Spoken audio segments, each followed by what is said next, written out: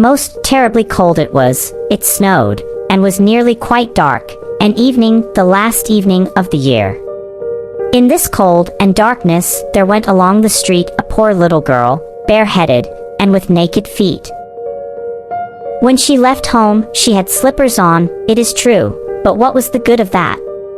They were very large slippers, which her mother had hitherto worn, so large were they, and the poor little thing lost them as she scuffled away across the street, because of two carriages that rolled by dreadfully fast.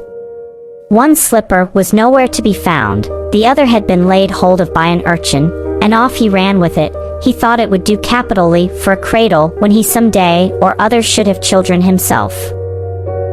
So the little maiden walked on with her tiny naked feet, that were quite red and blue from cold. She carried a quantity of matches in an old apron, and she held a bundle of them in her hand. Nobody had bought anything of her the whole livelong day, no one had given her a single farthing. She crept along trembling with cold and hunger, a very picture of sorrow, the poor little thing. The flakes of snow covered her long fair hair, which fell in beautiful curls around her neck, but of that, of course, she never once now thought. From all the windows the candles were gleaming, and it smelt so deliciously of roast goose, for you know it was New Year's Eve, yes, of that she thought. In a corner formed by two houses, of which one advanced more than the other, she seated herself down and cowered together. Her little feet she had drawn close up to her, but she grew colder and colder, and to go home she did not venture, for she had not sold any matches, and could not bring a farthing of money. From her father she would certainly get blows, and at home it was cold too, for above her she had only the roof, through which the wind whistled, even though the largest cracks were stopped up with straw and rags. Her little hands were almost numbed with cold. Oh! A match might afford her a world of comfort, if she only dared take a single one out of the bundle, draw it against the wall, and warm her fingers by it. She drew one out. Risht! How it blazed, how it burnt! It was a warm, bright flame, like a candle. As she held her hands over it, it was a wonderful light. It seemed really to the little maiden as though she were sitting before a large iron stove, with burnished brass feet and a brass ornament at top. The fire burned with such blessed influence, it warmed so delightfully. The little girl had already stretched out her feet to warm them too, but the small flame went out, the stove vanished, she had only the remains of the burnt-out match in her hand. She rubbed another against the wall, it burned brightly, and where the light fell on the wall, there the wall became transparent like a veil, so that she could see into the room. On the table was spread a snow-white tablecloth, upon it was a splendid porcelain service, and the roast goose was steaming famously with its stuffing of apple and dried plums. And what was still more capital to behold was, the goose hopped down from the dish, reeled about on the floor with knife and fork in its breast, till it came up to the poor little girl. When the match went out and nothing but the thick, cold, damp wall was left behind. She lighted another match.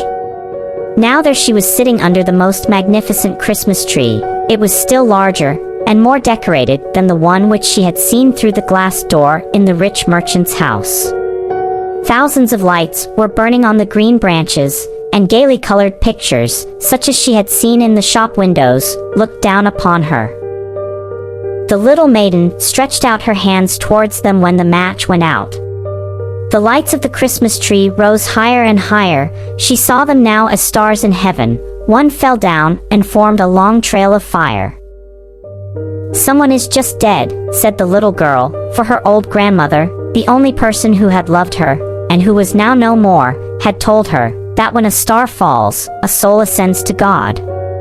She drew another match against the wall, it was again light, and in the luster there stood the old grandmother, so bright and radiant, so mild, and with such an expression of love. "Grandmother," cried the little one. "Oh, take me with you. You go away when the match burns out, you vanish like the warm stove, like the delicious roast goose, and like the magnificent Christmas tree." And she rubbed the whole bundle of matches quickly against the wall, for she wanted to be quite sure of keeping her grandmother near her. And the matches gave such a brilliant light that it was brighter than at noonday. Never formerly had the grandmother been so beautiful and so tall. She took the little maiden on her arm, and both flew in brightness and in joy so high, so very high, and then above was neither cold, nor hunger, nor anxiety, they were with God. But in the corner, at the cold hour of dawn, sat the poor girl, with rosy cheeks and with a smiling mouth, leaning against the wall, frozen to death on the last evening of the old year. Stiff and stark sat the child there with her matches, of which one bundle had been burnt. She wanted to warm herself, people said. No one had the slightest suspicion of what beautiful things she had seen. No one even dreamed of the splendor in which, with her grandmother, she had entered on the joys of a new year.